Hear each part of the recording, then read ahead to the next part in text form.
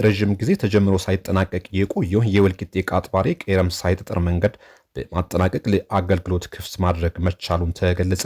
በማዕከላዊ ኢትዮጵያ ክልል መንገዶች ባለስልጣን ከ46 ሚሊዮን ብር በላይ ወጪ ያስገነባው ከወልቂጤ ቃጥባሬ ቀረምሳ 23 ኪሎ ሜትር የጠጠር መንገድ ተመርቋል። ጉራጌ በመንገድ ልማት የቆየ ልምድ ያለውና መንገድ ከሁሉም ልማት ያስቀደመ ማህበረሰብ መሆኑና የዞኑ መንግስት ማህበረሰቡና ባለሀብቶች በማስተባበር በርካታ የመንገድ ልማት ስራ እየሰራ መሆኑን ተብራርቷል። የጉራጌ ማህበረሰብ ከመንገድ ጋር ያለው ቁርኝት ጥንታዊና ታሪካዊ ከመሆኑም ባለፈ ማህበረሰቡ ተንቀሳቃሽና ታታሪ ነው።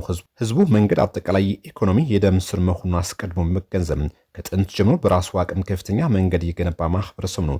በዞኑ ማህበረሰቡና ተወላጅ ባለሀብቶች በማስተባበር በ2017 በጀት ዓመት 316 ኪሎ ሜትር መንገድ መሰራቱን ተገልጿል። በዘንድሮ ዓመትም ከ400 ሚሊዮን ብር በላይ ሀብት በማሰባሰብ 300 ኪሎ ሜትር መንገድ ለመገንባት እየተሰራ ነው። የተመረቀው የወልቂጤ ቃጥባሬ ቀረምሳ 23 ኪሎ ሜትር የጠጠር መንገድ ግንባታ 46 ሚሊዮን 407 ሺህ ብር ወጪ የተደረገበት መሆኑን መንገዱ ወልቂጤ ከተማ አስተዳደር አበሽጌ ወረዳና ቀቤና ልዩ ወረዳ በማገናኘት ተጠቃሚ የሚያደርግ መሆኑን ተብራርቷል። በሌላ ዜና የማዕከላዊ ኢትዮጵያ ክልል የገጠር መንገዶች ባለስልጣን በጉራጌ ዞን ኖር ወረዳ ከ25 ሚሊዮን ብር በላይ በሆነ ወጪ የተገነባው የሻፎም ወርደና ወይንቄ ድልድይ ፕሮጀክት አስመርቋል። የድልድይ ፕሮጀክቱ 25 ሜትር ርዝመት ያለው ሲሆን ኖር ከቸሃ ወረዳ የሚያገናኝ መሆኑን ተጠቁሟል።